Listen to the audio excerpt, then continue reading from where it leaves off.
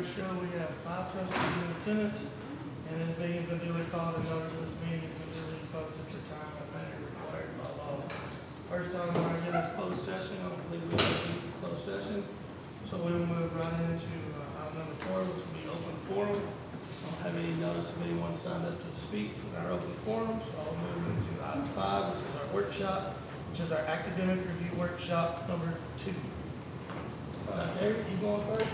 I'm going to start, yes, sir. So, if you remember, we had our kind of first off of this fall, and we had the beginning of the year, a BOY workshop where we took a look at academic progress from past year, and we kind of dove into priority 1.1, which is our first priority, which is every student grows every year in our balanced scorecard.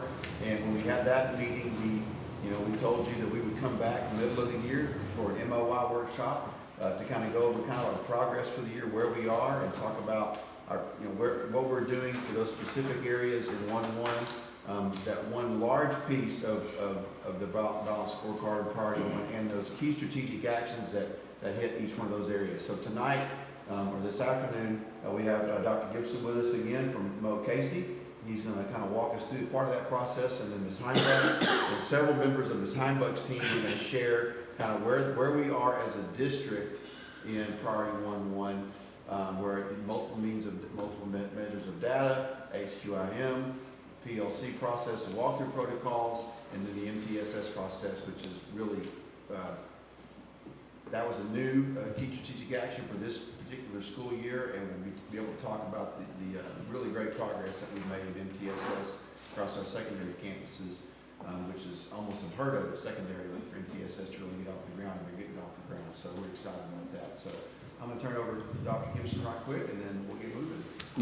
Thank you and for the comments just made, and thank you for asking me back. And I'm going to do a very quick PowerPoint that some of it's review, and then there's a couple of pieces in it that are new, and then I actually think it'll benefit. I'm glad you guys are here also, because it might paint the macro picture of the structure that your leadership team wants to establish, and we informally call it a cadence of accountability. Like I'm just saying, David and Stephanie and I over here, like we were talking cadence of accountability.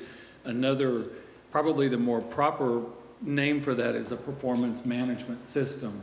So you all went through the process, and almost, Mr. President, with your permission, I'm going to go pretty quickly. Okay. So on the left, I knew you would support that. That's why I brought it up. Yeah. So down, if you look at this slide, last year and the year prior, we were going down the left-hand side of this. So we were moving from getting the mindset right, which is continuous improvement, the 3 essential roles, team trust. So we were working on those things, and then we're looking at the framework, and you can make a case that the framework is the scorecard. It's the 4 perspectives. We're not only setting what the state tells us we must set, which is House Bill 3 goals. We're also saying, hey, what about staff? Hey, what about the community? Hey, what about financial and operations? Those are things that are really important. Why don't we have strategies for those? So I'm going to, I guess, say congratulations. You're generally off of the left-hand side, and you're moving over to the right-hand side. In fact, I would argue y'all are fully in performance management or cadence of accountability. And so the items that I'm going to mention real briefly that are in this PowerPoint, I'm assuming that red light is a, yep. So this, over here on this side, I'm not proposing that you do all of those. I think you all are already comfortably doing some of those. This is just our master list of best practices we're seeing all around the state, if that makes sense. But it's just all in one place. But I want y'all to know that doesn't mean you need to be doing all of those.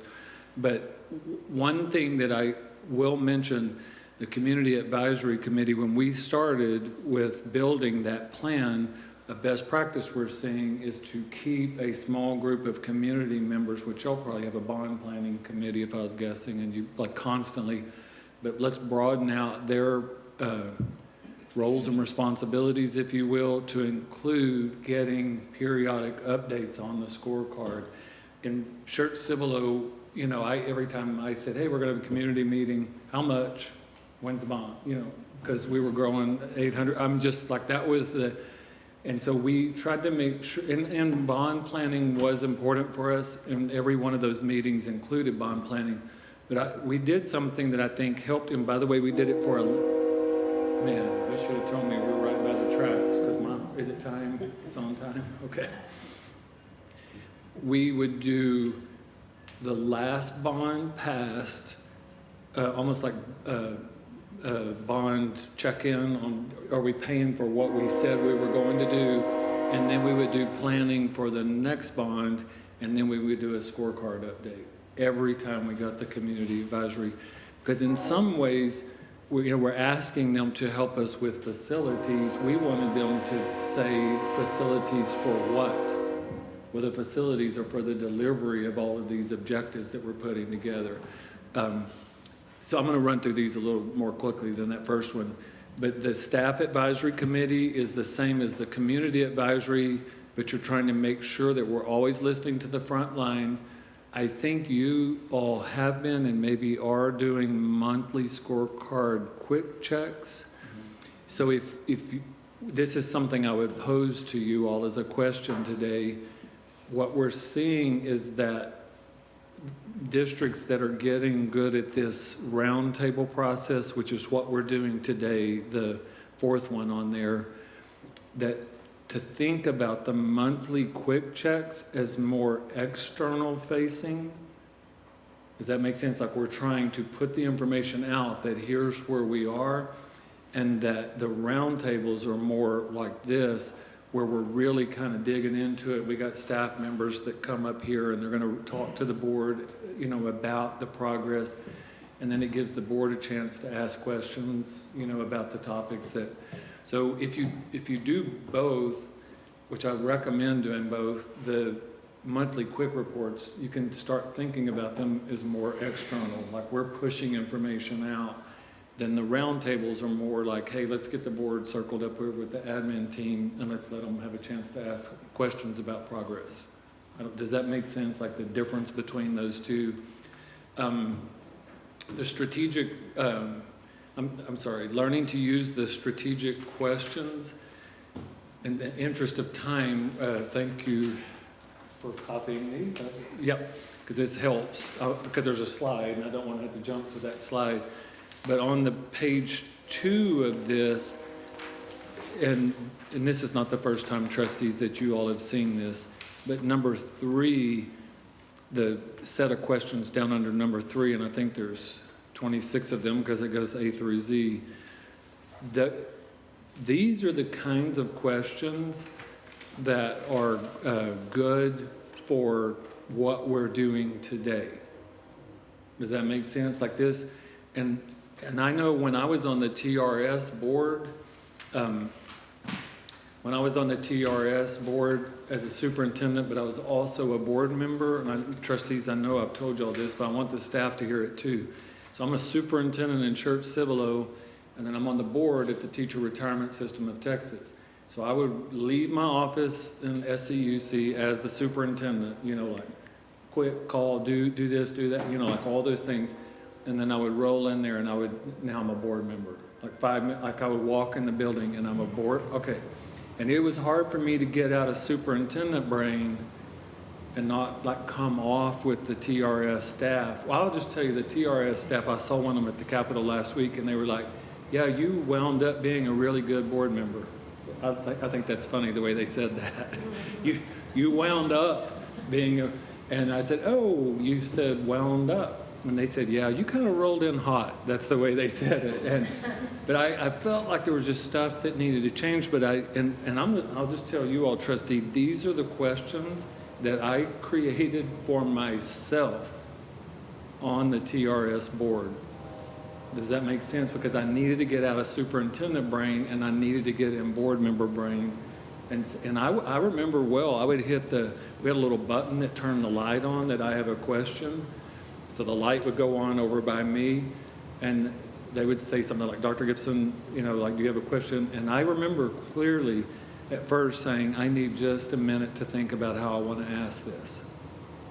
Does that make sense? Like, hold on. Like, let me get it clear in my head. And I was trying to not come off. And this is an example. So don't ask trustees. This is what I learned as a trustee. Don't ask, why is it painted red? Ask, what is our process for determining paint color? Was that, and see, I'm looking at staff members because I think it's funny. Like, that second question feels a little bit better than that first question, right? So you don't, no, why is it painted red? I can get to the same place if I ask, what is our process for determining paint color? Is that's just kind of a simple little example. All right, does that, trustees, does that make sense? Like, and if you're not used to using questions like this, and you're not in the strategic role in your day job, which I wasn't as I kind of was as a superintendent, but I was more like the chief tactical officer, right? So I had to get out of my chief tactical brain and get in my strategic brain at TRS board meetings. I'm gonna pause for just a second and see if that makes sense. I'm going to give you this you have this PowerPoint, rather. I'm clicking it on your computer. So you have this PowerPoint as a resource. So each of the things that are over on the right, I've broken down. Well, actually, let me say this first. So what we're trying to do here, you framed this up very well at the beginning. Are we staying focused? Are our actions being effective? How do we know? The second, Stephanie, the second box on the right is where we started our conversation the other day. Fair enough? Like, we were like getting ready for the presentation, and it's like, we've said these are our key strategic actions, and it doesn't mean that all of them have to be going perfectly well, but can we show some data to the board on where we think that action is? And trustees, I'm going to go ahead and say this now, and I'm going to smile when I'm saying it because the staff, it may have been repeated to them, but you know, we usually say the board needs to know what time it is, not how to make a watch, right? Like that's the point. Like we just got to get in this cadence. Now, if a trustee has a question and they want to talk a little bit about how the watch was made, okay. But otherwise, we need to design it to just like hit top line. Stephanie, it seemed like the other day when we were talking, like when you took your truck in the other day and something was messed up, they plugged it into the computer, right? They don't pop the hood anymore. They plug it into the computer. And then somebody's got an iPad somewhere and there's just data, what's the third brake caliber back right, you know, like. So the purpose of these check-ins is not to look at all of that data, but if we've agreed that the dials up on the dashboard, we need to monitor the electric system, we need to monitor the fuel system, we're looking at the dials, not on 150 screens of I just said it, iPad, sorry, senior moment of an iPad. Like we're looking at the dials. So it seemed like that helped the other day when we were talking about what are the dials that we need to show the board. At the same time, trustee, I will promise you, these are your subject matter experts in the room, and they can tell you every data point that's on on the screen, fair, right? Like they can tell you everything that's down there, but we're trying to helicopter up and get to these top, the main dials. Okay, these are the things that I've already talked about, but this gives you a little bit of on that earlier box, this is a description of those earlier things, so we can talk about those later. But I want to go, I have a challenge and then a concept for us to talk about, and then I'm finished with the introduction. You have already started on your performance management journey because here we sit. And we're trying to build this cadence of accountability where the board gets a chance to like kind of dig into the data. So that is right here. That's this column. I know you guys continue to do team trust, Mr. President, because we did it the last time I was here. So you're doing this column, you're checking in. If you consider, and you're doing monthly quick reports, so you've got that right here. Community advisory, staff advisory, and board rounding. I don't think you're doing those, and I want to be clear, I'm not saying that you need to do those, but if you want to consider those are part of performance management. Then y'all get what we're doing with this. Like, let's be clear that when we're working with the board on performance management, here's our calendar. Like, here's what we're doing, and so right now, we are February, and we're over here at Strategic Roundtable, MOY Strategic Roundtable. That would be on the calendar. Does that make? Then on the month quick reports, priority 1 on this month, priority 2 on this month, priority, right? Like and then, Mr. President, that was November. I don't know if that's the pattern, but we did a team trust check-in in November, right? I've got the date. By the way, I said I would put that in that chart, so I sent it so you have it. I verbally gave the results, but you've got a nice, pretty little chart from that November. You see that we would have down here a November check-in on team trust. Does that make sense to, like, trustees, if you're going to, like, say, yeah, let's lean into performance management, then make a performance management calendar where we know what time of the year we're doing different things. Let me pause for a second. Does that, I really want to know, trustees, if that makes sense to have a performance management calendar? So I asked a clarifying question. So we're talking about the board walks around, we're talking about getting on campuses. So thank you for asking. What we're seeing, you gotta be really careful with this, but man, where it's working, it is working. So we're up there on the dais, and we're at a regular board meeting, and we're talking about, y'all give me some curriculum, somebody shouted out, something new curriculum. Say again? Eureka. All right, so we're up here talking about the theory of Eureka.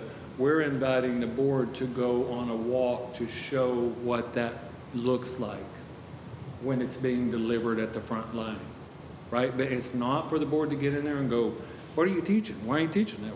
It's not that, but y'all are asked to make a decision at the dais about something that it might help you to go see what it looks like with your own eyes in action. Greg, I've already done that. Good. Then build a calendar and put it on the calendar. Do you see what I'm saying? Like, be systematic about it, and it may be as simple as saying, let's be systematic on the board walks or the board rounding, and who wants to go where in January, who wants to go where in February, do you see what I'm saying? Like instead of just like, let's go, like, let's plan it out. Like, we know where people are going. That helps them a little bit kind of know where everybody's going also. We used that process when we were looking and making the decisions whether to Wonderful. go with. Okay. That's Okay. the purpose of those walks. We did have several for our board members that regularly engaged. So I love that. So see, that was at the front end of it. Now it's operational, so don't stop and keep just going and seeing. This comes from, do y'all remember when Steve Jobs quit Apple? The board at Apple wanted to go to the plant and go into the plant, and he said, no, a board member will never walk into the Apple plant. Over my dead body, I think is what he said, which people thought people might kill him because he said that. Like, don't say that. But the board insisted, and it's kind of interesting. It's an interesting case study. They were saying we're approving billions of dollars of expenditures for research and development, and we cannot conceptualize what we're talking about. See, it wasn't the same numbers for y'all, but you did something really good there. The board is saying, we're considering this, can we go see what it looks like? And I think that's wonderful. So this is just saying, make it systematic. If there's something new coming in, March might be, I'm just making stuff up now, but April might be a good time to go see that thing, or August. Okay, and thank you for pointing that out. That's a great example. Oops, there's another slide that I forgot I sent you an old PowerPoint. Don't worry about it. I'm going to do it from memory. This is my closing. One of the things be careful about how I say this, but I was 33 years old and I went from Graham, Texas as superintendent to Crowley, Texas as superintendent. So one day I'm the superintendent in Graham, America, and the next day I'm the superintendent in Crowley, America.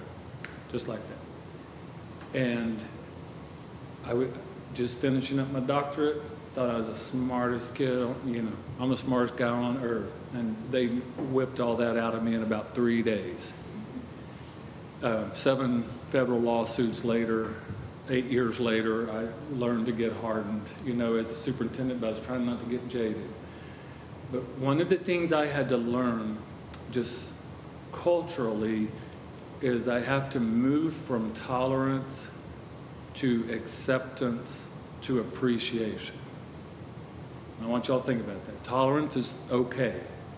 Some people think that tolerance is as good as it gets.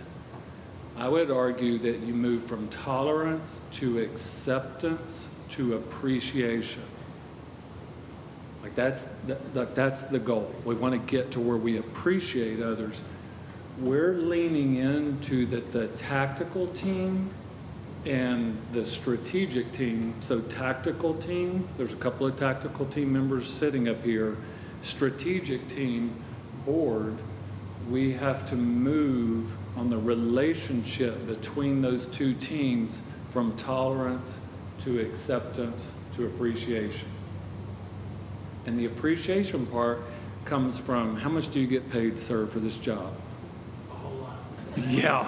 I mean, zero's kind of a big number when you think about it. You know, it's like, right, we'll double your pay because of strategic roundtables, right? So this is voluntary, and they have to get elected to be sitting here.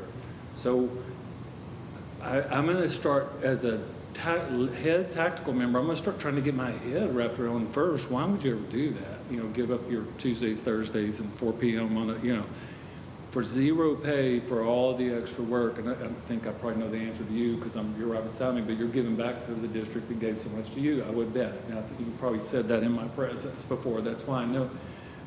But what we're seeing right now, not here with you all, and it's not bad for our business but tactical teams and strategic teams are stuck in intolerance. They're not even at tolerance. And whereas that hurts me from the state standpoint, it's good for our business, right? Because we get sent in to try to, but I challenged our team. I was like, you know what? We're acting like tolerance is as good as it gets because we are working in so many districts that it's intolerance. We've got to get to acceptance and appreciation. So I would argue the things y'all have already put in place are taking you on that journey to acceptance and appreciation. If you're going to take a board member on a boardwalk to go see what Eureka looks like on a campus, you're out of tolerance. You're beyond tolerance. You've accepted them. And you might even be moving into appreciation. Okay, that's it for the pontificating. I hope that makes sense. And maybe it was good for the group. So this is performance management. That's what we're doing. The way, I think I'm handing this to you now. The way the structure works, trustee, well, you go with the structure. I'm going to, trustees, if it's okay, I'm going to be on the back end of each report, and I might even ask some good strategic questions, or y'all, like as a board, like I might ask a good question at the end of it that's more like a board question. Is that fair enough at the back end of it? But I do know this, your two chief tactical people sitting in the team here, if you do, I think I've said this to you before, but if you see something that you like, say it, you know, and that's a strength. If you see something that doesn't make sense to you, we're going to call that unclear. So trustees, y'all still say, I heard all that, I saw it, good presentation, I'm still a little unclear. Is that fair enough? Like, so it's like, this is a positive. This is still unclear too. Is that fair enough? So we're going to kind of try to wrap up each one of them with what's a strength and what's something that's still unclear. And then the unclears is where the tactical team can learn from the strategic team that maybe we need to communicate that better, or maybe there's some improvement. You know, like maybe we need to listen to that because there might be an improvement in there. Scott Harrod, that was our board vice president for the whole 12 years that I was at Shirt Cibolo. As soon as he hit his mic, everybody sucked all their area for 12 years. Like, ooh, like, you know, what would Jesus do? We had, what will Herod ask? You know, like that was our mantra before. Both of those were good for board meetings, by the way. But I can tell you, we grew as an administrative team over time by the really challenging questions, but they were good strategic questions. They were good, and they felt challenging, but over time, because he was so good at staying in the strategic role, he was just giving us feedback in really good ways. He bought parts for fighter jets, and he was an international sniff out bad bids. You have people that were taking shortcut, like that's the kind of guy we're talking about. Like he bought the parts for the fighter jets. He had a strategic mind, a real strategic mind. All right, I'll turn it over to you, man. All right, board, thank you for joining us this afternoon. We're going to go over our balance of priority 1.1, which is every student grows academically every year in the 4 core areas. And so I brought in our team of experts to be able to present to you, talk to you. The setup that we're going to use is for each one of the core areas, starting with 1.1a, a team will come up, they'll present on that area, that key strategic action, and then you'll have time after that to ask any questions, anything that's unclear, anything that you really like. So for us, the what teachers are teaching and what students are learning, that's tightly held. That's very clear. We, as a district, we've made that choice. The when they're teaching it is also clear. So we have pacing calendars that we lay out for every teacher, for every class, to say in what order we're going to teach all of the state standards, right? The how teachers do that is that's their teacher craft. That's what they own, and that's where that engagement piece and that change piece comes into place. And so I've asked my team really to focus on not as much necessarily as the what, we all know the what, or the when, the pacing calendars, but really more on that how. How are teachers able to go in and differentiate and engage students at different levels depending on the needs of their class. So we're going to start with Dawn Gilbert and Jason Glass. They're going to start with 1.1a. So we're really going over with you today kind of that how do we track that 1.1 when we're talking about we want every student to grow. How can we track that with our teachers and they can monitor it, but also how can students monitor what they're doing? And so that's what we're really going to dig in and show you. So for us, you're finally getting to meet Dada Dude right here in full color here. So this is a mastermind behind a lot of the things that we're doing. I typically go to him and go, can you make this happen? Oh, maybe in about 2 weeks I can, and then in 30 minutes it's done. So he is a great asset to the district and we're lucky to have him. And then also Debbie Needham helps us out with that. So again, as Ms. Heimbeck was talking about, 1.1a, what does that look like? What do we monitor and how do we look at that progress? That's what we're going to dig into. So you can see here we use several different assessments. You know, you've heard MAP. We all know STAR, but we use some other things that you probably haven't heard. There's Circle that we use at pre-K. We use Dibbles. We use iReady. And then that third box down, we're starting right now and looking at that progress measure where we're starting spring assessments so we can kind of see the fruits of our labor throughout the whole year and where are our kids right now prior to us getting to the STAR season. So that's what we're looking at. We create, and I talk to you about this typically when I talk to y'all, we have a data hub. This is where teachers go to access all the data, all the dashboards. And so we simplify and make it easy. This is not interactive since we're not at the podium, but you can see here one of the things that they would click on is assessment data. If I clicked on that, what data could I see? I could go look at STAR data, I could look at MAP data, I could look at spring assessment data, I could look at a student scorecard for every student, and I could go look at every unit test that a student's doing. So you can see it's kind of a one-stop shop. We're going to focus on one of the big things is the student assessment profile, and we'll get to that in just a second. You don't have this one. We do.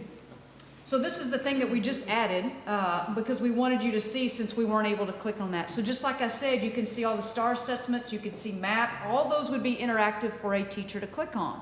We even have it down to, hey, how are students growing? We know if we don't give them extra support, the chances of them growing are, we've got to catch them up. They have gaps. So how do we do those gaps? Well, for the state, we have House Bill hours. They're called House Bill 4545, which since then they're now called 1416. You know how they love to change their numbers. But we track it's called accelerated instruction.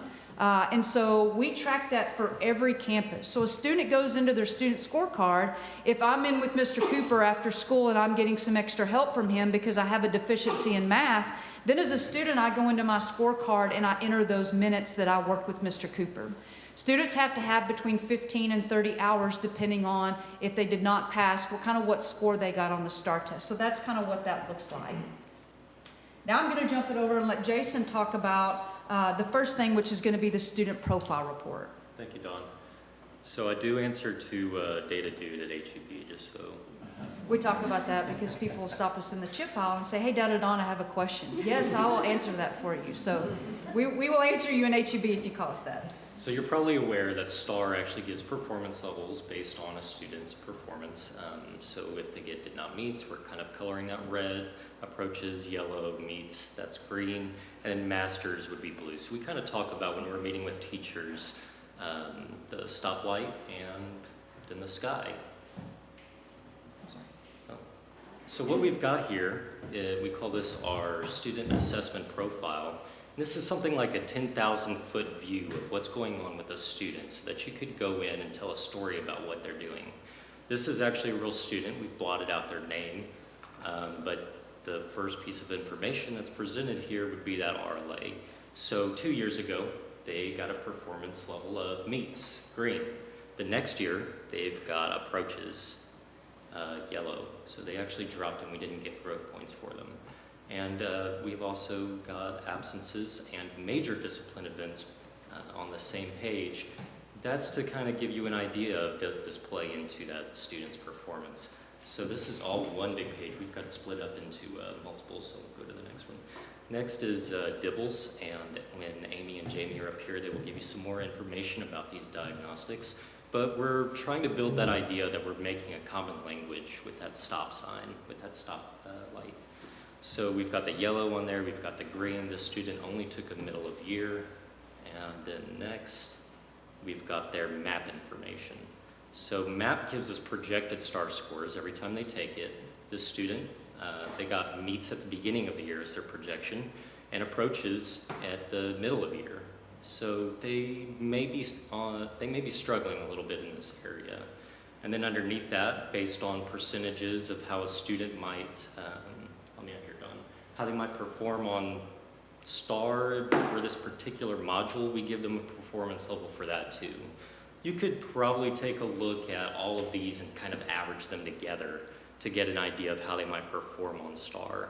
The student, I would say they're probably around that approaches level. We're trying to simplify it with the colors.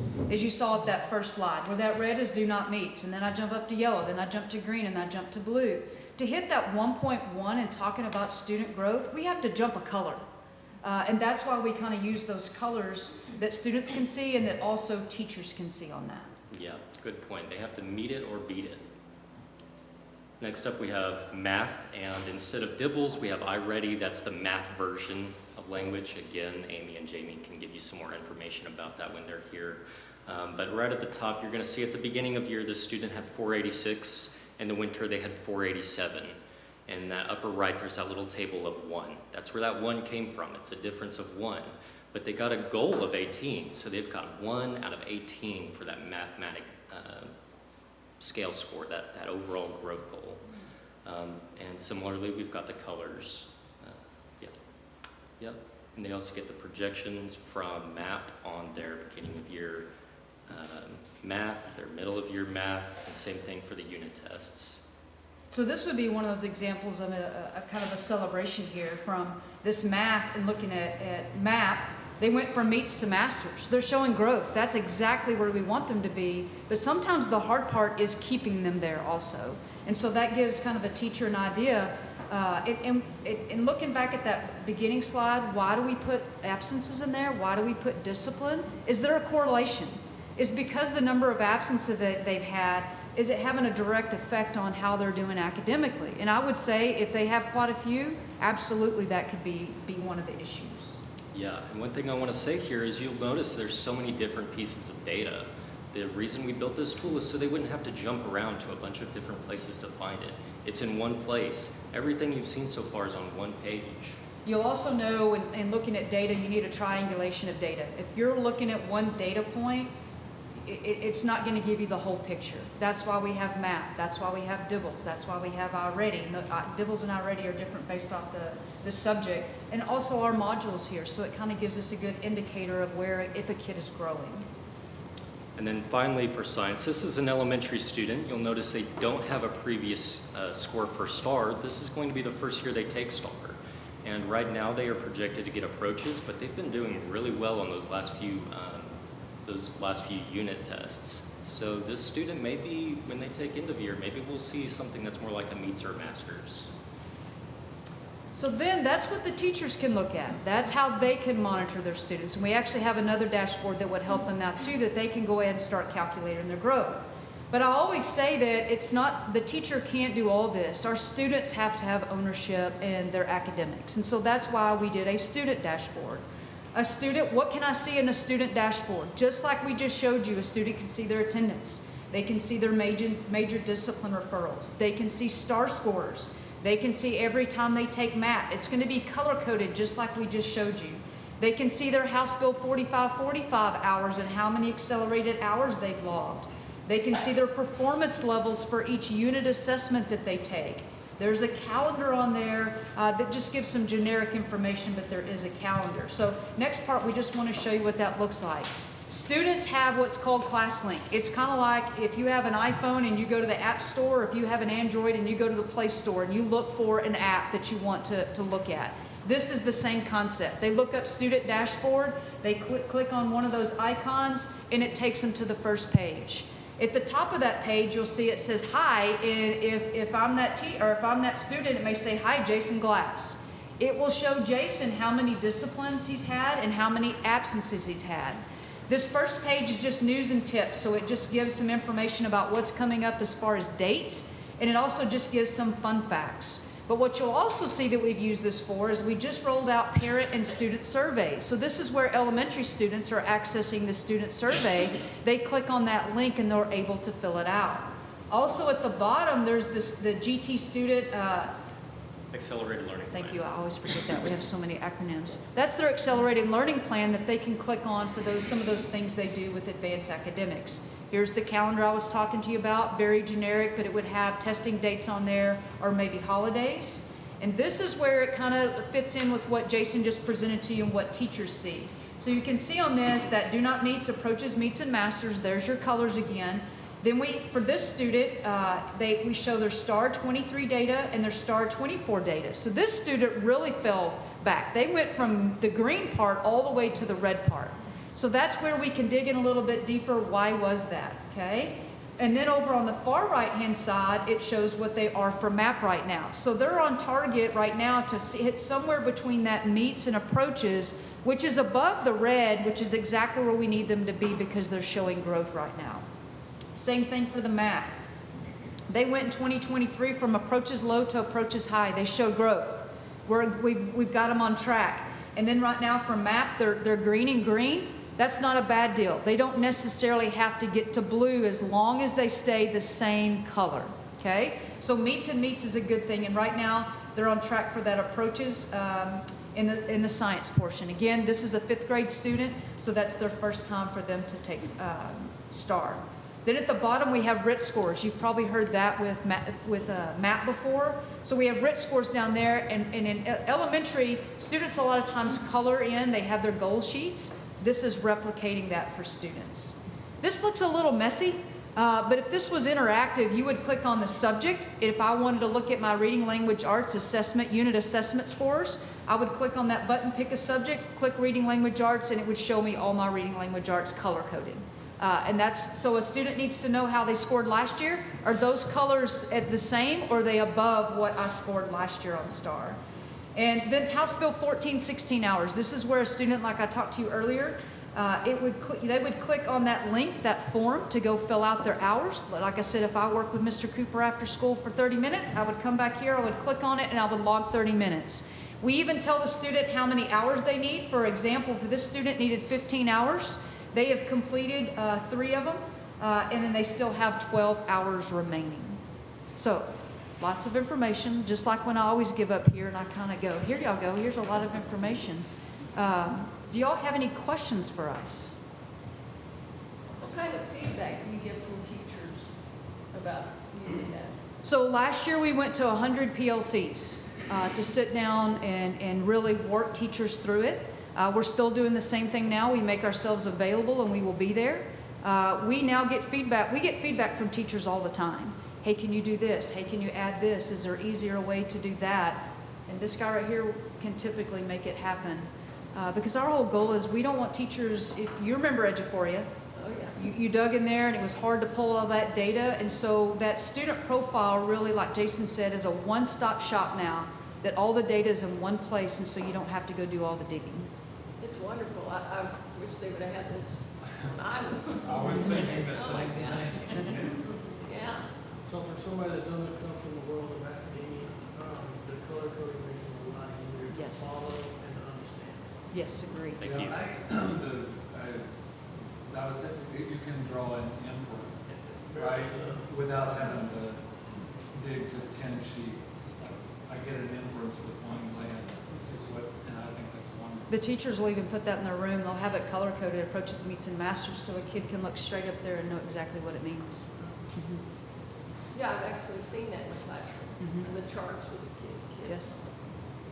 Yeah, it's one of mine, early on, I was gonna ask if the kids actually get to see it, so obviously they have their own dashboard, but, what would that look like in a class if, say, a kid was falling back, and they just took a class by class basis, that teacher worked for them to get the grade up for just that specific subject? Yes, they could, and we actually also have a different dashboard that they could follow along to. It's actually more of a spreadsheet that's color-coded, and they can manipulate it. We use what we call a quadrant report for MAP, that we can tell all those kids, and I wish I could show it to you, but there's kids that maybe our high-achieving kids are not growing, or maybe our low-achieving kids are not growing either, and we can do a swath of those kids and pull them, and then as a teacher I can create groups. So it's a fast way to create groups, and here's what I'll always say. It's not just our lower kids that need acceleration or need groups, it's also our higher kids that need groups so we can push them a little bit further. So that would be just one example that yes, they could group kids. Is there a way, this might be something moving forward, to measure,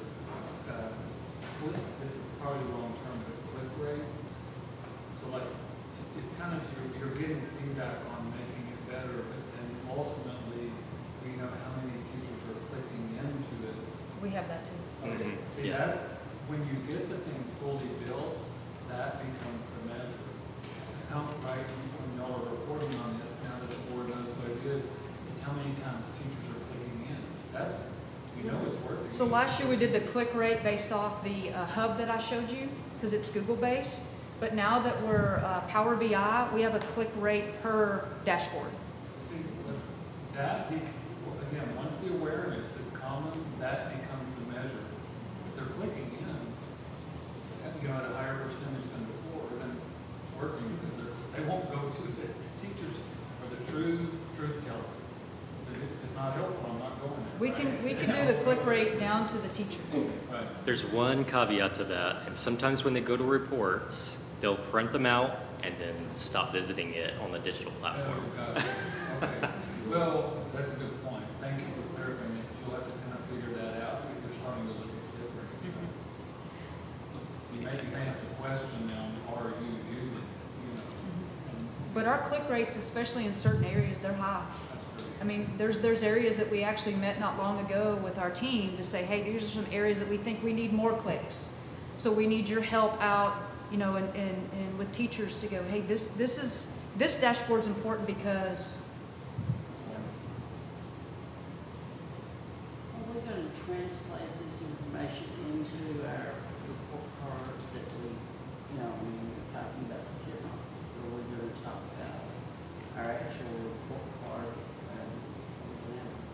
student performance. Yeah. That's coming, Okay, right? that's what, This, because your 1.1 is, your strategic action for 1.1 is data management, right? You're about, or A, but what B and C is gonna get to. B is about HQM and the use of HQM. We won't address specifically student report cards tonight. Okay, but that could be part of monthly or on a go-forward basis. Y'all are trying to show the status of the actions and Correct. how we're checking in on it. When you move forward on roundtables, it might get more to what you've got like our baseline set here, and now we're checking in on how the students are doing. I just wondered, because our goal is, of course, 100% will travel, so I just wondered if there's anything in tonight's presentation I don't- that would tell us I that. think tonight is more about the nuts and bolts of Okay. building this Okay. stuff. Thank you for asking that question, but that's gonna help everybody. We're not going there tonight. We're building this stuff and we're checking in on the building and stuff. But we do have a dashboard where we can compare last year's STAR to, or 23 to 24, and where growth was, or where was the bigger growth, or what grade level, or what subjects we have. Okay. We have a dashboard for that, too. The dashboard you sent us. Not that one, that's just paper. Okay. You could do that at a monthly. Yeah. You could do a quick high level because these, now that we see what you were saying, a quick picture, so you could do that at a monthly. Okay. It's great. Good stuff. Thank you all. All right, our next will be Jason, if you'll advance. Jason, do you mind advancing? Yes, please. Thank you. Thank you. So our next key strategic action is 1.1B, which is ensuring the use of high-quality instructional material and research-based instructional strategies. And so we have both our elementary and secondary core content coordinators for math and reading. Beth Malky and Amberly Walker are here for the secondary side as well. And Christy Witchburg and Haley Tucker are here for the elementary side. The bottom, smiley face. So 1.1B is ensuring the use of high-quality instructional materials, but also those research-based instructional strategies. So really focusing on what are teachers doing. We give them the what, but what are they doing to turn that around?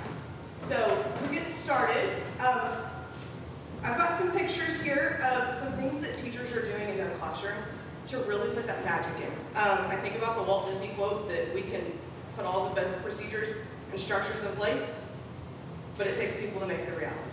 So our teachers are that magic maker in our classroom and our district. So first picture on the left, this is a kindergarten classroom, and it's kind of hard to see, but those pink pieces of paper is actually a map that was, it gave them like a couple lessons ago, it was a number bond template. And this teacher decided, you know what, every kid needs that in front of them with their linking cubes, and she made that decision to go make them. And of course, if you put it on pretty pink paper with 5-year-olds, it's gonna be even more fun. So she made that choice and she brought them to the carpet. And if you know 5 or 6-year-olds, bringing them to the carpet is just a magic little button. So she made that choice. Obviously the lesson didn't tell her to do that, but she knew her teacher craft could tell her to do that. Up on the top is a 2nd grade lesson. Actually, I'm gonna shout out, I was a kindergarten lesson at Marvin. But up at the top, this is 2nd grade at Simpson. And they're working on addition and subtraction. If you see a little bit, they've got a really giant piece of chart paper that was cut into 4 quadrants. And those 4 students each took a different corner and solved it a different way. The lesson didn't ask her to do that. They were just working on basic addition. And she decided, you know what, I'm gonna let them be able to talk and compare these different strategies. And she put her own spin on it. And if you know a 2nd grader, they love to talk with their friends. So she put that right on into that lesson. The bottom picture is 3rd grade at Wileman. This is a fractions lesson, and it's kind of hard to see in that picture, but they took, we hear all the time, like, there's paper everywhere.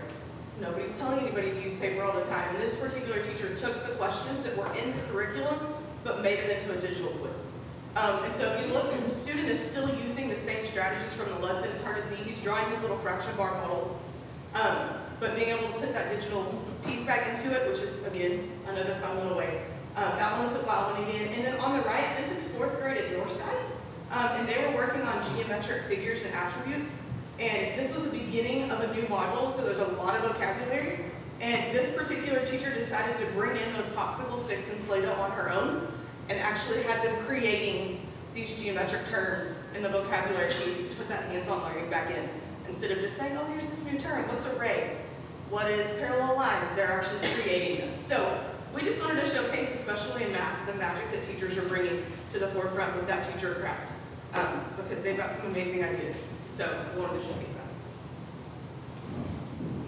that. Okay, so for our reading with Amplify Texas, same thing, we're all teaching the same what, but it's very different how. Now, and that's exactly what I wanted to showcase, because we piloted last year with our 4 campuses, but now we have all 10 campuses, kids getting really just great instruction.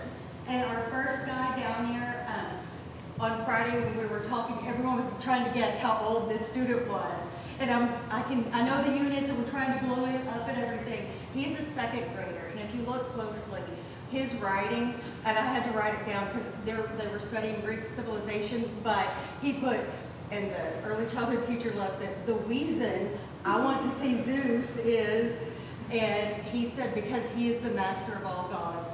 But what we know too is that's also leading into our ECR for our stars. He answered the prompt and gave text evidence, and we're already working on that with our 2nd graders. Then if you move next to you can all tell the glow room, so our 3rd graders at Northside had just completed their unit on sound and light, and that teacher chose to do a room transformation, and if you look closely, they are still completing the activities, just in a more engaging and fun way. So then next are 2 of our teachers that really enjoy dressing up. And so you always see their pictures because they really love that. But they began a unit, it's called Eureka and Amplify, but it's an inventor's, we think that they did that to confuse everyone, but it is an Amplify unit, but 4th grade Eureka. And so I really wanted to put these 2 ladies up there because they also have the highest growth in our district for mixed math. And so that was at Wedgeworth. So that's something I'm very excited about. Then if you move on, it looks like a hospital room. That was also at Northside where they transformed in their 1st grade classrooms into a hospital ward where they had lots of hands-on and engaging activities. I actually went there for that, and that was last year, and the kids were just totally engaged, and the teachers were too. The doors were everyone was having fun with this. And so then at the very top, we've talked about teacher feedback and what they want, and we're really encouraging our teachers to step out and not just have paper every single day. We are still teaching the same thing, but they always think of a better way to do it than what Haley and I can sitting in the office together. But that is at Marvin, where a teacher sent to me on Tuesday morning after, I guess on Valentine's Day, we had our 3D day for professional learning. And this is a session that we talked about decoding, which is orthographic mapping, and it was just used with skills. So it was same words, same skills in 1st grade, and I got that on Tuesday morning. And this teacher was excited and said, hey, look what I already tried this. And so that's been very helpful for us because we get that feedback. And so this morning we reached out to the teacher and asked the same one to present again since we've gotten really good feedback for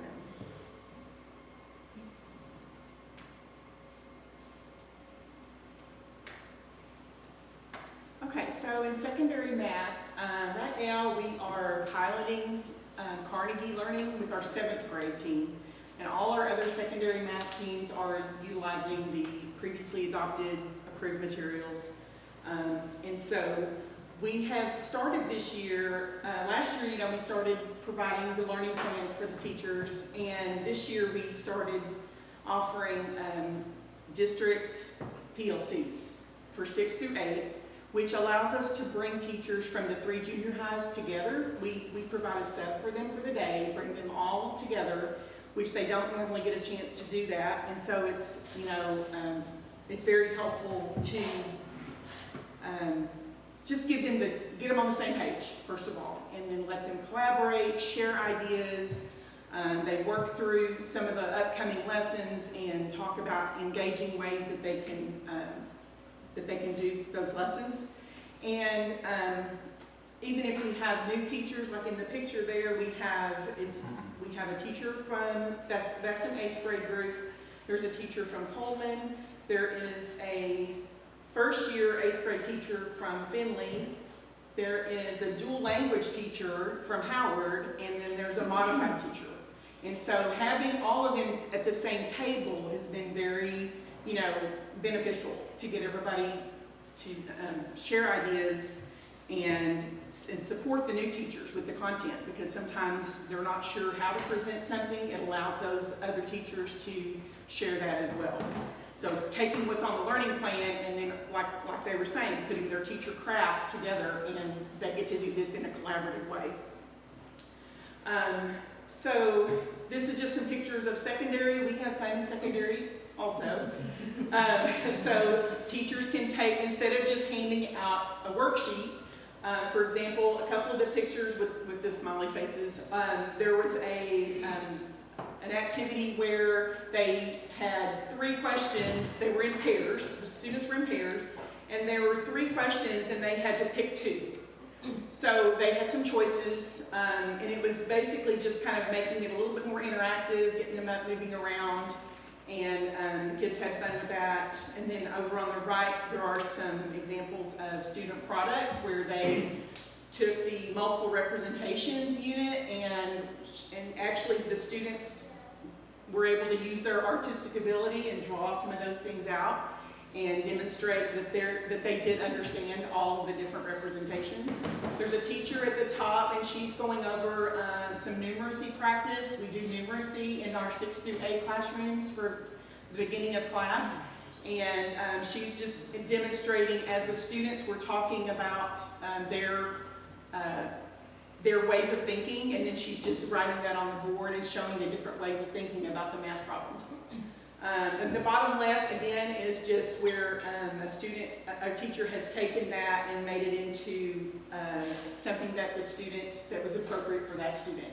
So it gives them a chance to look at the different styles of the students learning, as well as the teachers having the ability to present it in their own teaching style. So they maintain that while still following the learning plans that are provided for them.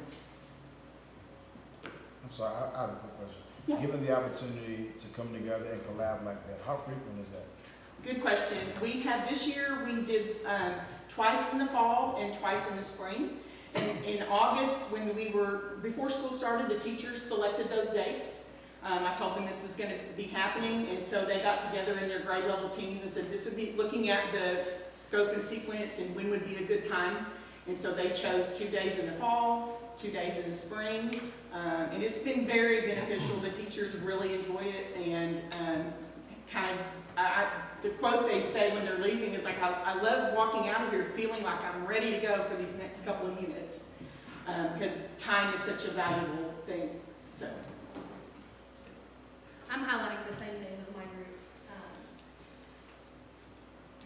the smiley face, Sorry. the smiley face. She turned it off. Oh, no, no.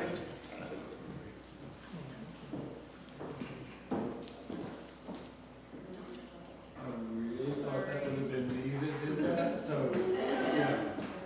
I'm really good, y'all, sorry. Oh my God. Yay. Okay, there you go. Okay, so this is what the pacing guide would look like.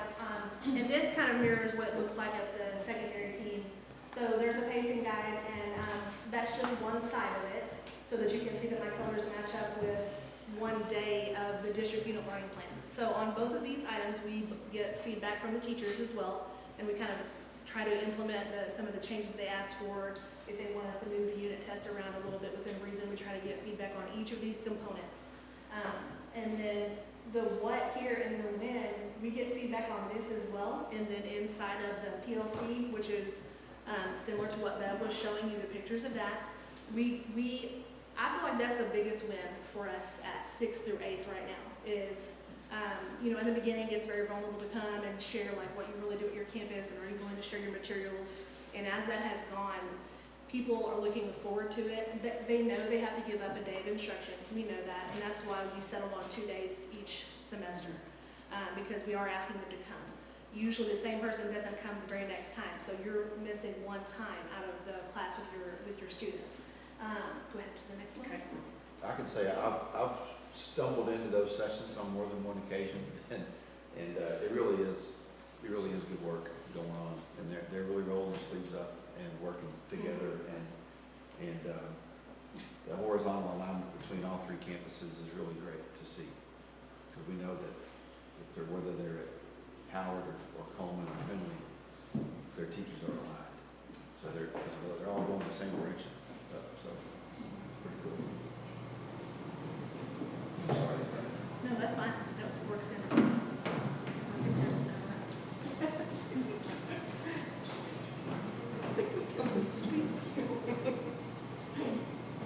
While we're waiting, I do want to add that on the elementary side, that this week and next week, Christy and Haley will be pulling in cohorts of teachers to help prep and lesson plan for next year. So they're going to go through the pacing, like the actual schedule of what units they're going to cover throughout the year next year. If they like the way the units are in line, or if they need to switch things around, as well as adding in some extra pieces that we know and we've noticed there's no resource that's 100% perfect. And now that they've lived it a year on the elementary side, they are able to say, we need more writing at this grade level. We need more opportunities for student engagement at this grade level. And so they're going to be working with teacher cohorts this week and next week to be able to really put that in play. So. And feedback from elementary principals are that the teachers are getting much more comfortable within our resources. They're feeling like they can make these little how changes because they're doing the what and the when. And so the comfort level has really turned a corner. Late in November, it kind of started to pick up speed. And I'm hearing from them again this week. We talked about it on our Monday morning meeting. And they're saying that teachers are reporting a higher comfort level. That they're feeling it, they're getting it, they're seeing the connections as we roll through here. I think that my last pictures show that as well for the secondary level, because last year, as you know, I likened it to following someone else's recipe. We're going to follow it the way they said to do it. We're going to do it when they said and exactly how much they said. And then after we've played around with that recipe for a little bit, we're going to add our own craft. And so this particular group, this happens at multiple levels, but this most recent group is my 8th grade teachers. And when they came to their PLC, they had been asking for novels. And our resource does provide options for novels, but it can be very tricky to get everybody to wholly agree on the same novel, even though they don't have to. But the fact that this grade level did, I think is a big win for us. And so you've got Howard, Finley, and Coleman teachers. They're doing The Call of the Wild, and some of their students are reading this novel digitally, and some of them have a hard copy of the novel, so we'll see that reflected here. And then in our PLC, the last probably hour and a half, we use some of our AI training from Barb and Ashley Siri to kind of create and add to what we already had with our Salvis adoption. And they've come up with a folder, and so some of the things in there that you're seeing on the screen are that they're mapping the main character's journey. They are doing character descriptions, lots of text space, which was part of our Arby's. And so it's a real highlight for me to see 3 different campuses, over 6 teachers, and the students all over the place. We even got some carpet time there too. This young man in the middle is on the carpet, as works for junior high students too. So it's a big win. I'm really happy with the feedback we've got and how we're able to get that accomplished with them. Any questions? I have a question. How's Carnegie going? How's what? Carnegie. Carnegie's going well. We've had our challenges just because it was kind of a quick start. But we're actually staying with that next year. It's actually, Carnegie's going to become the Blue Bonnet for secondary math. And so our 7th grade team will stay with that, and we'll be using Blue Bonnet next year. And that will give us a better idea of, after that, we'll have to make the decision of how everybody's going to go. There'll be other materials for us to look at, which we'll be spending time doing next year. But 7th grade will be with Carnegie, aka Blue Bonnet, again next year.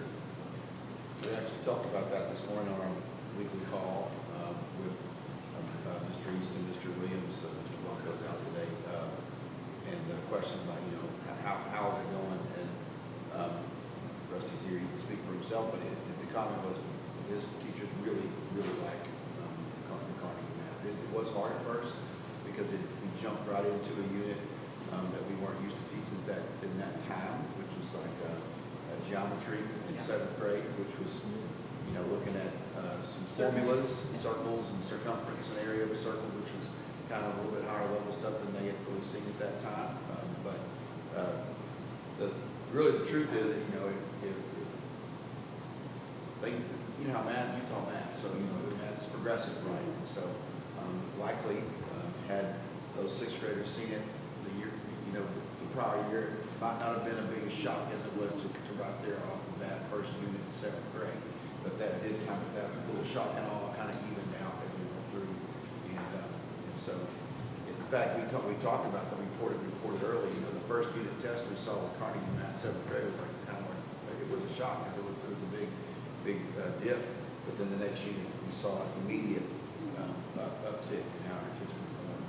So, yeah, the teachers seem to have adjusted well to it.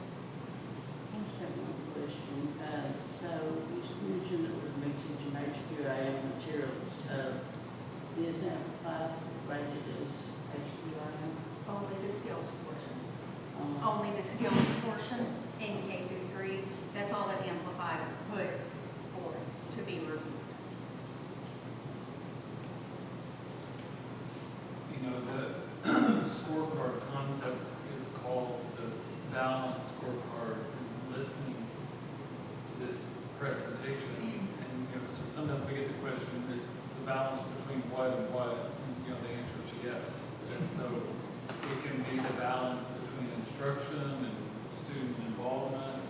But this hits me that it's the balance between, you guys are pushing some new stuff out, right? But what I'm hearing is the balance between 1.1 and probably your 2.1. I don't have it committed to memory, but your staff. Because, right, like push, listen, push, listen, right? And that balance with the right pace by listening to the front line, which is kind of what we were talking about. You know, because we can sit here all day long and say, we're gonna do it. Teachers don't do it. You're not gonna do it. You're just not gonna do it. So I've heard a lot of listen, adjust, back up, listen, adjust, back up. So I'm giving you kudos for that. I was a high school assistant principal right after the water receded from the heart. A few days after that, and y'all laugh at this because I heard solutions for you and all that. We literally had a book called Professional Learning Communities. One book. That was all there was.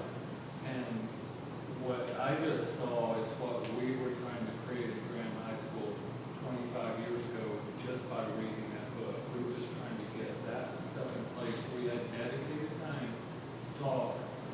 It's so hard. This is the balance also because it's the balance of losing instruction time. One of y'all said that. It better be time well spent because it's one less hour that a kid's not in front of me. One of the kids earlier had 7 absences on his scorecard, so that might be an 8, you know, when you're counting it that way. Smith, I'm giving all the compliment. That's good. That looks great.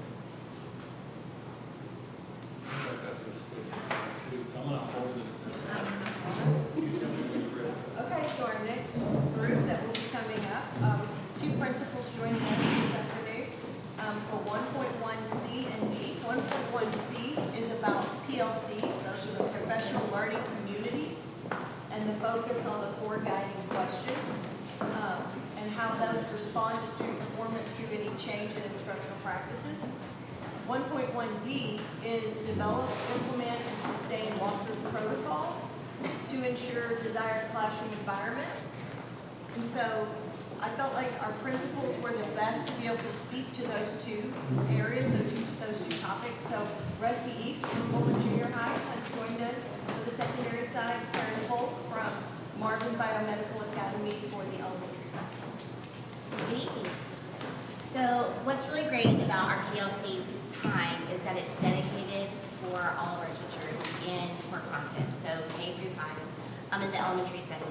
So they have dedicated time Monday through Thursday for 45 minutes outside of their conference time to internalize their lessons, reading, math, and science. And so that happens every day, Monday, Tuesday, Wednesday, Thursday. I even gave you guys a copy of one of my calendars that we have at Marvin. It's a copy of the 4th grade PLC calendar. And it's very specific as with what we do with internalization. And we actually have agendas that go with that. And so like which lessons they're focusing on so that teachers can be prepared when they come back as a team to go over it. And one of the things that we made an adjustment to the second semester because we really wanted to make sure that the data wasn't getting lost. While we did talk about it, it wasn't a strategic piece. So we made a little adjustment for the second semester. And now we have data days within each month, so 2 a month, where we are actually taking the time to dive in and look at our kids' data based on after module tests, unit tests, math testing to see where our students are. And I gave you a copy of the data dig form that we're using where we can see and celebrate areas of growth and also what areas we want to work on. And then we group our students during those data day times when we're meeting with the grade level so that we can intervene and use our different tools to support the students. And then also we are, in our PLC room, each of our teams have goals. And so they have their goals posted up in the rooms to remind them what we're focusing in on. And then I also set a goal for our campus each month that we're going to work on engagement strategies within our HQIM. We're going to make sure that our intervention time is really strengthened and that we're making sure that we're using the right resources to support our kids with intervention. Yeah, so we really structure our PLCs to be very intentional. We make sure that we meet as grade level. We also meet, by department, and then my staff will meet with me individually. Part of that is to discuss and know where our kids are at. It's very difficult sometimes to know, when you're the principal, to know every core subject. So what I really do is I have a Google sheet that I depend on that they fill out, and then they'll come in after every unit test and they'll talk to me about areas that we're strong in, areas that we're not strong in, what are the key takeaways for that. And for me, it's like when it's done, I'm going, okay, I need to memorize this because when Dr. Avery asks me, I want to be able to give good answers. But the truth is it's really my way of knowing my kids and for them to know their kids. And so Dr. Avery has really, and I'm going to brag on you for a minute, I know you don't mind that. Asking really good questions is what I want my admin team to focus on, okay? So it's not just going in and having a meeting and going, all right, we're done, thanks. It's where do we want to be? How are we going to improve? So one of the things that I charge myself with is I say, what questions can I ask that's going to make them think? And that's really hard for teachers who really know their craft, okay? But I'm committed to every time they come in, okay, well, what did you do here, okay? How do you know that they knew it? What formative assessment did you use? And they're really good at answering me, but it helps me to be able to probe them with questions. And likewise, they're asking me things that together we're able to really know our kids. And that's the point of PLC, okay? If we're PLCing at Coleman, we're gonna be really intentional about knowing how we can make improvements. We're gonna answer those questions. What do we want them to know? How are we gonna know? And so everything that we do as groups, and when they come to me, is going to be geared towards asking better questions so that we can make sure, do we need to circle back on this? Do we need to spiral this in somewhere? And those are really, really tricky. But when Dr. Averett asked me, okay, well, how are you moving the ball? I've got to be able to know it. And yes, I do study it, but it is hard to look at social studies and flip over to math, flip over to science. So I've got to be really good at that. Then I have to go in and ask my admin team, what are you seeing in class? Are you seeing the things that we talked about in our meetings in the class? Okay, so it's really, our processes are very intentional so that when we get to interventions, we're moving the ball instructionally. We're not wasting time. We're not having meetings just so we can say we did them. And those processes I feel like are making us better. I feel like we know our kids, our interventions are sound. And so that's a big piece of, or a big chunk of how our PLCs work. Hope that makes a little bit of sense. And then, exactly what Mr. East said, also with, like, because we're in our PLC times, when we're walking classrooms, we know what we're looking for. And it's, priority that we're in our PLCs, at least as often as we can. My goal is once a week, that I'm in every grade level. And so when we do our classroom walks, we're able to see, what they talked about, are they applying it, actually in the classroom with the kids. And we have these TA created actual walkthrough forms that are in your folder for both Eureka and Amplify that has helped us when we do our walks to know, are we hitting the target? Are we making growth in those areas? And every week we meet as principals in our Zoom meetings and talk about what are we seeing, what instructional strategies are working well, what areas do we still need to grow. And what's wonderful is that as principals, we're PLC and we're able to talk about what's working on our campus and able to share, and then in turn be able to go and even implement something that we heard from one another on our own campuses. That's been very powerful.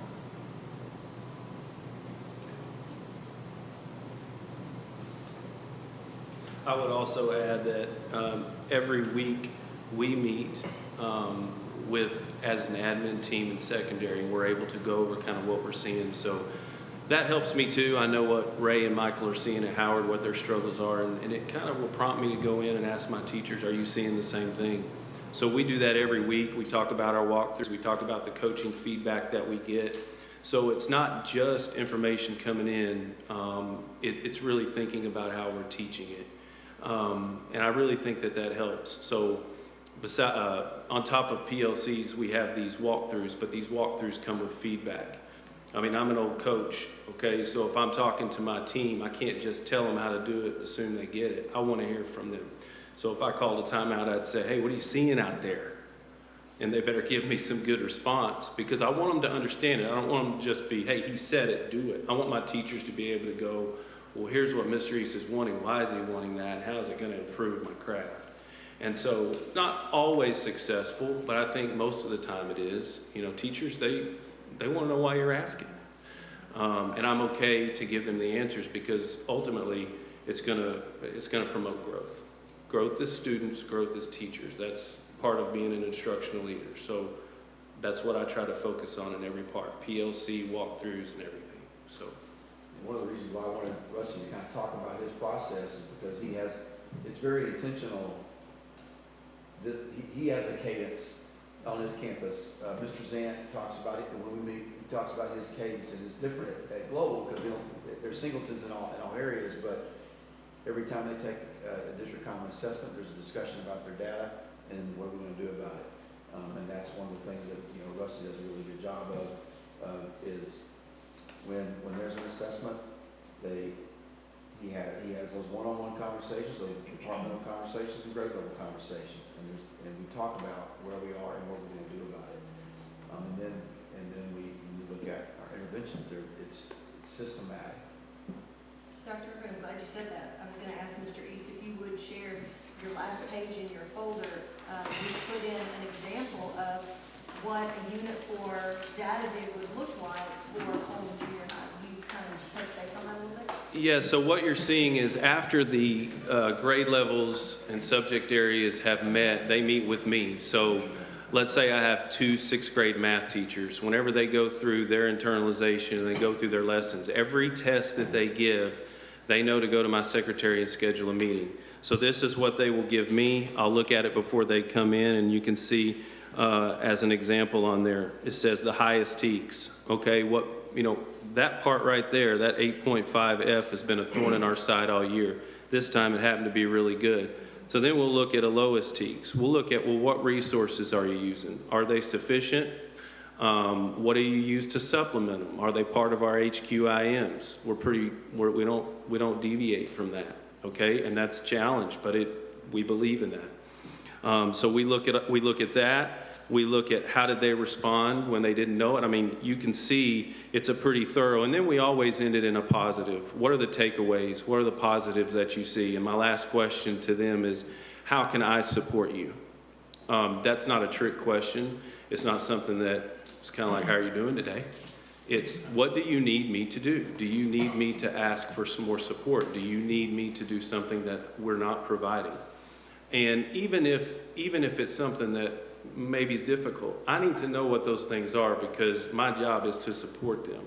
And so those meetings are typically about 15 minutes. I don't like for them to go long. I like for them to be very quick, very productive, very efficient. And that way they don't dread coming in to see me. It's not a beating to come into the principal's office, and that's important to me. And so when they come in, they know this is not a gotcha. This is how are we working together? How are we collaborating in our PLCs? But what you're seeing here is exactly what I see when they come into my office after a unit test. And then the next two forms, I'm so sorry to interrupt you. The next two forms before that are NBA's, Marvin's, Deb and Dick, so the same kind of thing. So it's just like what Mr. East should say too, like we do the same thing after each unit. We come together on our data days and we discuss as a team our areas of where they have done well and where we're not performing as well, and what the question numbers were. And then we take the time to decide what's our action plan. What are we going to use? We're going to use iReady lessons. Are we going to spiral back during tier 1 time? And then we decide who's going to, what kids will be in each groups when we meet together for intervention time each day that we have dedicated. Can you give me like a brief description of what a typical classroom walkthrough would look like, consist of?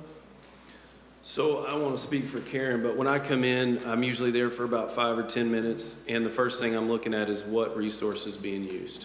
The first thing I'm going to do, if they're doing a worksheet, I'm going to take a picture of it, and I'm going to go compare it to, is this part of our high-quality instructional materials? When we first started doing that, it was kind of heartburn. Now it's just part, but hey, that's part of what we do. And whenever we started being consistent with it, and they started really believing in it, if you'll remember when we started doing that, it was a lot of heartburn, a lot of weeping and gnashing of teeth. And now they've gotten comfortable with it, and they're really good about making sure that we have those high-quality instructional materials. That's the only way we're going to know that what we're doing is with fidelity, and that we can kind of track with what we're working. We can't go deviate off of it and have really, really good data. So that's the first thing I'll look for. The other part that I look for specifically is I want to know how much the student is giving you feedback. Teachers want to teach and they're really good at it, but how I know that they're learning is by what they're able to tell me. And so I'll tell teachers sometimes, I go, you're a really good teacher, but you don't have to teach the whole time and you don't have to talk the whole time. You know, give them a topic, do some turn and talks, let them see what they know, and then you can come back and circle back. And I think that those are really good, what I call checkpoints, okay? Because I just really like to, that's the gauge of, are they getting it? If you talk too long, they shut down. Maybe you can call it chunking, but I want to know what they got in a short period of time, and then you can adjust from there. It doesn't mean that they're wrong if they don't do it, but I really know that they're getting it when I hear that. So those are coaching points. You know, if they have a really good reason for talking longer, hey, great, I'll still support you, but we're going to have that collaboration. We're going to talk about how do you know? When you get into your PLC, what formative assessment did you do that's going to let you know they knew? So that's, in a nutshell, kind of what I look for. I would agree. Mine's the same way, exactly what Rusty shared. In addition, I try to look for a glow in a grow because I feel like teachers want that feedback. So like what's going well and what's an area that we can maybe be stronger in, asking a pointed question about how do we make this better, that coaching question. I rarely see anything that's not part of our HQIM resources, so rare. And if I ever see one, it's usually, it was just the extra piece, or it was during their intervention time, where we're using some of our other resources to help in the intervention to supplement. So I would add, I'm talking too much. When I meet with these teachers, I learn a ton. So I'm supporting them, but every time I meet with them, the quality of teachers that Coleman has, and I think that across the district and junior highs, they're good teachers. So every time they come in, I learn something. So I think that it is truly you pull from me, I pull from you. And I think that's why we've enjoyed success we have. I hope that continues. But I have great teachers. I mean, can't say enough about the way they go about their business. All this reminds me of a Peter Drucker quote that the best leaders ask the best questions. Like that, they don't point their fingers,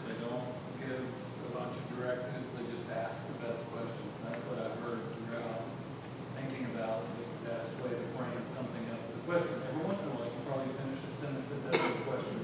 Besides, the principle, you gotta, every once in a while, it needs to be a period, and occasionally it needs to be an exclamation point. Occasionally. Most of the time, it needs to be a question mark, and that's what, I don't know, that makes me feel good. Speaking of questions, trustees, any questions, or is anything unclear? This is C and D, and remind me why we combine those, they were close enough. Yes. Yeah, specifically talking about walkthrough protocols and PLC together. Made sense for those not to be talked about separately because it should be the same stuff. What they're seeing within their walkthroughs really help them guide their PLCs. So it helps them guide the conversation and questions with teachers to be able to talk about and focus on the areas of need and areas of growth. Good, trustee? Thank you. I got a bunch of them. So for our last group that we have one more group, and we will finish up 1.1. For this key strategic action, it is about revising and ensuring the consistent use of MTSS, what we call MTSS. That's a multi-tiered system of supports. So basically, this is the overarching umbrella or system that provides support or intervention for students. So as students have gaps that need to be filled, MTSS is the process of taking care of that and filling those gaps. So this is Amy Cooper. She's our coordinator of MTSS and Tier 2, Tier 3 instruction. And Jamie Winters, who is our coordinator of specialized instruction for special education. Thank you, ma'am. Good evening. We just wanted to share some information about the process for MTSS this year. Yes, of course. I really want to know the answer to this. Is RTI No, it's under this umbrella. That's a great question. Okay, so I'm seriously, I'm really trying to get I it know. straight in my head. So RTI still exists. but Yes. it's multi-tiered. Yes, that's a great question. Help me. And if you've been in education long enough, you know RTI was, our RTI meetings are where we came together to have students talk about what academic gaps students have so we can intervene for them. And then the state, of course, loves to change a name. So we went to multi-tiered systems of support. And under that umbrella is academics, behavior, specially designed instruction, and then RTI. And so that's a huge umbrella. Jamie and I have the piece, we have a two-tier piece. We have academics, and then we have specially designed instruction. So those kind of work in conjunction on some of the things we're going to talk about tonight. We wanted to give you the why MTSS, what have we done to support our leaders and our campuses this year. I'm going to screw that up. I'm going to hand it to Jamie. I'm going to let her handle it. And then how are we going to continue the support and the momentum that we have to continue our work for next year? So if you think about MTSS, you think about Tier 1, Tier 2, Tier 3 kiddos. Tier 1 means all students have access to Tier 1 instruction that aligns with our HQIM instructional practices. Tier 2 students are kiddos that can access Tier 1, but they might need that reteach reinforcement within the subset of that lesson. And then Tier 3 is our kiddos that have some academic gaps and need that small group intense intervention.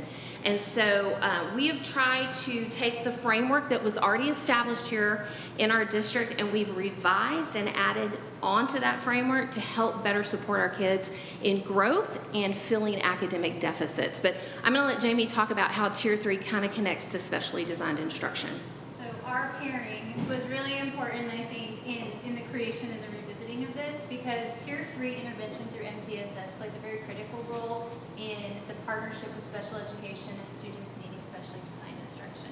And so the state has changed a lot in the last couple of years with not only how we identify students and different data components that we integrate into their evaluation, but then how we serve them in special education. So it's a good connection to partner Cooper and I. Yes. So we're gonna just kind of talk about the work that we've done. Jamie and I had a great opportunity last spring to go become trainer of trainers with the University of Texas at Austin and TEA, and they kind of provided a framework of how do you build a culture of MTSS? How can you take MTSS processes back and really build that culture, because you have to have buy-in first, right? We have to have buy-in. The intervention is what's best for students who are struggling. And so we brought that framework back and we said, you know what, we can't do this work alone. We have to have collaboration. We built a district elementary committee that was comprised of, I get some sound effects, with elementary assistant principals, elementary principals, and our interventionists, and we had a couple of coordinators on this committee. And so we brought them together and said, here's what's in place in our district. Here's what Jamie and I are bringing back from the UT Austin training. And so how can we more effectively support kids in intervention and build a stronger foundation at the elementary? Because really, we have two phases. We have the elementary phase, and then our second phase is going to be how do we support secondary? And so using those wonderful members that took their time to come and collaborate, we created some frameworks. And the first thing we said is we've got to focus on who do we need to serve in our classrooms, who is struggling, and what are we going to do when they're struggling? That fourth question in PLC, what do we do when they don't get it? So if you want to open your folder, here is some of the work. I'm not going to give you everything. I'm just going to give you little snippets of how we rolled this out and how our committee vetted these processes. So the first is just an overview. This is how MTSS works. And so our team created a flow chart of how does Tier 1, Tier 2, and Tier 3 work together, because we know if we have strong, explicit Tier 1 instruction, when we partner that with intervention, all kids grow, all kids are successful, right? Because that's our ultimate goal, for kids to grow. The second piece that you'll see is we decided that we needed a criteria. We needed a criteria to say, I've got to put my finger on these kiddos that are meeting this criteria to start looking at why are they falling through the cracks and how do we best support them. And so it's a front and back. So we are using a two-pronged approach at the elementary level. We're using MAP, reading and math, which is a universal screener because it's a norm reference adaptive assessment. So MAP gives us the first prong. The second prong is DIBBLES, which is the reading foundations assessment, and then iReady is our math diagnostic. So they get to look at two things. Teachers are like, okay, this student did this on MAP and then they did this on DIBBLES. They might have a deficit in reading based on this criteria. Then on the back, they're going to say, let me look at MAP for math, and then let me look at iReady diagnostic. They might have a deficit area in math. I need to come to the MTSS committee and look at what supports we need to provide kiddos.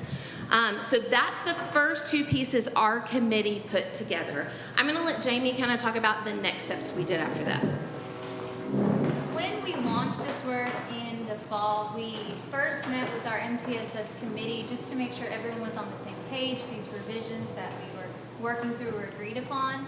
From there, we met with our elementary campus leadership to introduce them to what this process will look like and make sure that they had information about what the rollout would look like for their teacher teams.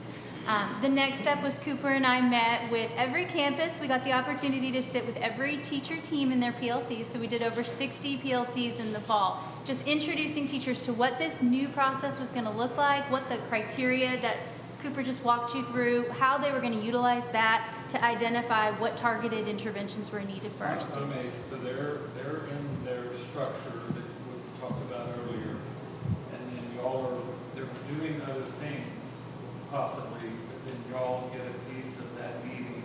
Yes, sir. Okay. Absolutely. Yeah, so there's some things, and this is the piece. And principals are elementary principals because that's our phase one is elementary to lay that foundation. They were so graceful and gracious to give us that time to come in and take a 45-minute PLC and go over the framework, go over the criteria, help teachers understand the resources, because at the end of the day, teachers need those resources in their hands so they can better support kiddos in the classroom. And so we were able to do that with 62 PLCs. That's systematic. I've heard that word thrown around, but instead of another meeting at 5 o'clock at the end of all the other meetings, we've been systematic about when the meetings happen, and then you're working these topics into that time. Just pointing that out. Sorry to interrupt. I think it's wonderful. That's okay. And the conversation around MTSS and this really helped to address the PLC question of what do we do when kids aren't getting it in Tier 1. Ready? Yeah. Okay. Second round is we came back and got some feedback from those fall PLCs, and they said, Cooper, Winters, this is great. And these are great resources that align with Tier 1, but it's a lot to go dig through all of those resources and say, I need to pull this tool to go with this small group. So we heard that feedback and we said, you know what, you're right. Let's put together a district intervention tool. We met with Haley and Christy, and then we put together a cohort of teachers for math and reading and said, okay, here's our resources. Let's align them to Amplify. Let's align them to Eureka and say, okay, if I have a kid that's struggling at this point and I'm in this module of Eureka, I know I can go pull this intervention lesson out of iReady, and it's structured, it's scripted, and I can meet the needs of the student right there in that moment. And so we did that for reading and math. You have a very small snippet, and I'm talking small, I'm sorry how to use the snip and clip. But the tool that our cohort created is still a work in progress because this takes a lot of time and effort, but we want to make sure we get it right. And so the front is math, and you'll see it's got Tier 1, Tier 2, and Tier 3. Because Tier 1, those kiddos don't need that additional support. They need enrichment and extension. And so that's built in for activities. Tier 2 and Tier 3, all of those blue links are hyperlinks to the direct scripted lesson. They don't have to go dig for it. It's right there for them, plug and play. On the back, RLA is a little different. RLA, we have all of the Tier 1 activities aligned to anything that's embedded in Amplify. And then Tier 2 and Tier 3 reading comes out of a suite called M-Class. M-Class is a research-based reading foundational intervention structure that has intervention scripted lessons and instruction intervention lessons for those components of foundational reading. We also have it in Spanish. So our dual language teachers can utilize the M-Class instruction at Wedge and Dunaway as well. The last thing that we did is we got some stirrings from secondary in 6th through 8th and 9 through 12 going, well, we want a part of this. We want a part of this MTSS thing. And we were like, well, that's phase 2, but we wanted to honor their request. And so just in February, we were able to meet with with assistant principals and principals from the junior high and the high school, and we put together a district secondary committee. And that committee also is comprised of our reading and math interventionists at those campuses, and they're going to start the work in the spring to build the same kind of framework for secondary academics that we'll push out next year. So we were excited that they were ready to move forward and get the work started.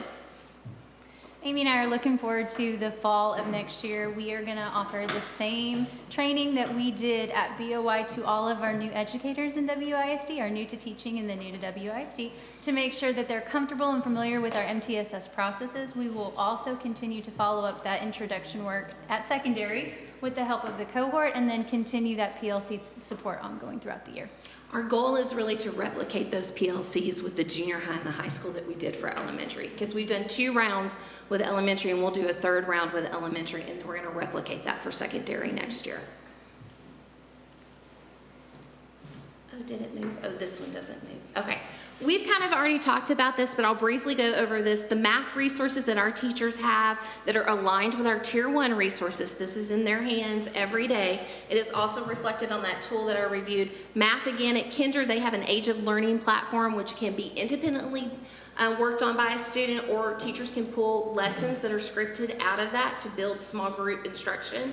iReady is 1st through 8th grade. It is also a digital platform where kiddos can work on that independently, or we can pull scripted lessons for them to work through.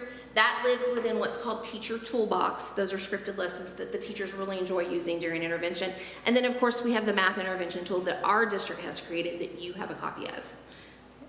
Reading resources. So Boost is a supplemental program that supports Tier 1 instruction for reading. It drives students down an individualized pathway to fill in any supports that they might need. M-Class Instruction and Intervention, their suite is very impressive. So the diagnostic data that we collect through DIBELS, the M-Class suite will take that data and then break it down to lesson-based recommendations for each student according to their lowest performing subtest within that diagnostic. So it's really wonderful to be able to have that connection between where are we at that benchmark to what instructional components can we utilize to close those gaps with students. Then we also have, I know Cooper, and you have that handout in front of you, but we also have our RLA intervention tool that is a menu for teachers to use in that tier 1, and with tier 1 students during that intervention time as well. So the last piece that we're going to talk about is the Panorama platform. Where do we house all of the things that we're doing for kids who are tier 2 and tier 3? We use a program called Panorama. Panorama talks to Skyward, it talks to STAR, it talks to Dibbles, and it talks to MAP. So when teachers come into MTSS committee, Panorama is a platform, a one-stop shop where they can create the intervention plan, create the goal, create if they need any type of accommodation that's allowable by the state if you're an MTSS student, and then it also allows you to document progress. What's beautiful about this is that if Jamie's in 5th grade and she goes through intervention and then she comes to Coleman in 6th grade, I can see everything that the 5th grade campus did for her, and I can continue those supports or adjust those supports based on those needs. So it's longitudinal data as well. And so last year we kind of had a drive-by with Panorama, and we utilized it, and we had about 800 kids supported through intervention plans in Panorama.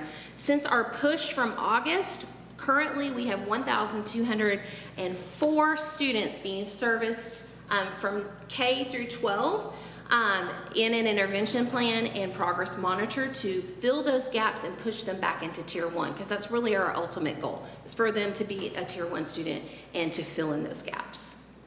So the last box you have here is our impact on special education. This is going to be one of the metrics that we utilize to see the success for MTSS, is hopefully to reduce the number of referrals for students needing specially designed instruction. Now, before we look at this number, I do want to put in a quick clarification.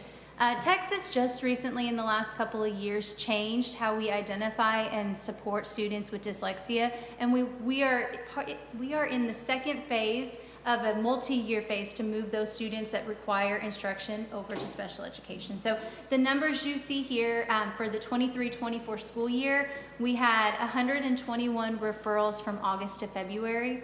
This school year, so far from August to February, we're at 176, but please do keep in mind that is the transition for students previously served under a 504 to special education. So moving forward, we're really tracking those referral numbers closely to see how successful we are at reducing the number of students. Said differently, dyslexia kind of threw off your baseline. It sure did, yes, it did.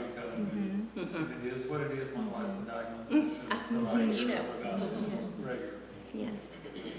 Okay, and our last slide, we talked about the why, the what, and the how. This is just our continued efforts. Our biggest goal right now is to continue to build a culture of intervention. We want to ensure that elementaries feel supported, not only our campus leaders, but our teachers feel supported in providing supports for kids that need additional instruction beyond tier 1. We want to ensure that our resources are aligned. We're only as good as what we have available to reteach in that intervention piece, to make sure tier 1 and intervention instruction is aligned, including using that criteria that you have in your folder. And then lastly, again, the specially designed instruction, and Jamie can end with that. I think just continuing to reiterate that the goal for MTSS is prevention. This is a preventative framework, and so continuing to build that mindset in our teachers and our campuses, and working to reduce the number of students requiring specially designed instruction. Okay. Any questions for us? I love everything that y'all did and taking time, giving time back to the teachers, because they've got that one-stop shop. They can, that is excellent. Is anything, as you know, to fill those gaps. Thank you. Yeah, I was thinking about that, we were talking about the click rates on the data platform earlier. Y'all already, you just said, it's not click rates, but Panorama usage rates. Yes. Yeah. That becomes a measure of, okay, they're in there. Like we can see they're in there, so we're gonna assume, it means it's helpful if they're getting in there. Tracking that data, absolutely. Year 1 rollout for Panorama was hinky at best. Just to be real. Yes, yes. We partnered with Panorama. We had some difficult and crucial conversations on Zoom with Panorama, but I think we are on the right track with them, so much to the point that they have asked for Amy and Jamie to present at their conference this week. And so I get the honor and privilege of taking these two ladies to San Marcos to go to a conference and be able to present everything that they have put into place over the past year and share the greatness of WISD. Well, I'll go ahead and tell you, and David, right now, I'm facilitating a symposium statewide on March the 5th. I'm going to ask y'all to give a quick update on what a round table. While we're on the subject, I'm just going to throw it out there right now. We'll talk about it later, but just a quick snippet of a round table. Like what we're doing here, like that's just like 15 minutes on this is what round tables look like. So, I think also trustees, I know you all know this, some of the faces in the audience will remember this well. But a couple of years ago, you know, we kind of getting started with the scorecard, we were saying, we have this process. I don't know, you probably remember, I would say, well, put it in my hand. Put it in my hand, yes. We have this process, put it in my hand. Well, guess what? Now, It's in your hand? When some smart consultant says, oh, we have a process, put it in my hand, you just put it in my hand, so kudos to Thank you. This is great. It, actually, all of this is good. I'm taking this. Because but I can look at it and draw an inference, not about something else earlier. I don't have to get online and start looking at 20 different screens, like, oh, okay, and it's not perfect probably, but it gives a general sense of maybe where they should be based on what we're seeing. Yes, Right? absolutely. I can eliminate 10 hours of trying to think about it by comparing the score off the other data set to where I am on this. So that's one. Now, really, we kept hearing over and over the time that teachers are being given back. You listen to teachers and you respond. You listen and you respond, which is key. That is our goal. Thank you. Thank you. That's it for us. You want to wrap up? Did they include, this is just a single moment, they included the data set, I was trying to remember on this. That's good. Okay. Mr. President, speaking of finishing on time, we had 6 p.m. as the target time. Trustees, do you all, we said this earlier, but I want to go back to it. And you asked a really good question earlier. This first set is really looking like we're building the stuff, right? These can get, arguably they can get quicker moving forward because the things that we were talking about, click rates and how many are going in there, these reports become more of, this is how many teachers looked at this last year, this is how many, does that make sense? Like we really start just looking at the middle of the year data. The upfront lift is you can't just start showing numbers if there's not context for you all to know why we're looking at what we're looking at. But is that a fair statement? Moving forward, the roundtables become more of, remember the last time we talked, we wanted this number to be here and then we got there, just barely, or we didn't get there, right? We're just, how many trustees in here would rather know the truth earlier than it be glossed over in August rolls? Okay, let the record show, every trustee is saying the truth earlier. But that's why we talk so much about team trust, because we need to have enough team trust to be able to say something's not right there. And we're working on it, but we're telling you, we wanted it to be a 79, I'm making stuff up. We want it to be a 79 by February, and it's a 78, or it's a 72. So we're still trying to figure that out. And when we started at the beginning of the year, we looked through the balanced scorecard, priority 1.1. We all sat down and kind of dug into it, and really, I think you really kind of got a taste for what all of it looked like, but this, for us, was a way for us to be able to show you a little more in depth the pieces that it looks like when your boot's on the ground. So I will go back to where we started on the right side of that chart. We don't need to go back to it, but these are just thoughts. If we were going to do boardwalks or board rounding, we might take the walk-through form and let them go shadow and just the principals in the hallway, this is what I'm looking for, and like to let them watch. Oh, okay. And then I worksheet. I just think that's, I'm gonna be over my balance here, but I just think that's a really good, like, is it high quality and within the board member, just, you know, go see what those, it's not do the walkthroughs, that's illegal actually, so, you know. So it's not to do the walkthroughs, and sometimes teachers will put on social media, the board members were in here doing walkthroughs when that's not true, but it gave the appearance. So again, there has to be trust there, but there's any number of things that I heard today that I think a board member might be good to let them go see a PLC. And it doesn't mean sit there and like participate in the meeting, it's just like go experience, like go hear that dialogue. If I was a board member, I would love to hear a PLC meeting so that it's not the theory of the PLC meeting, like I got to see one. I'm like, wow, that's good stuff. So that's just a thought. And I'd like to say that they did a good job of actually bringing me there. Yeah, all of the presenters did well. I'm gonna say dumbing it down for me.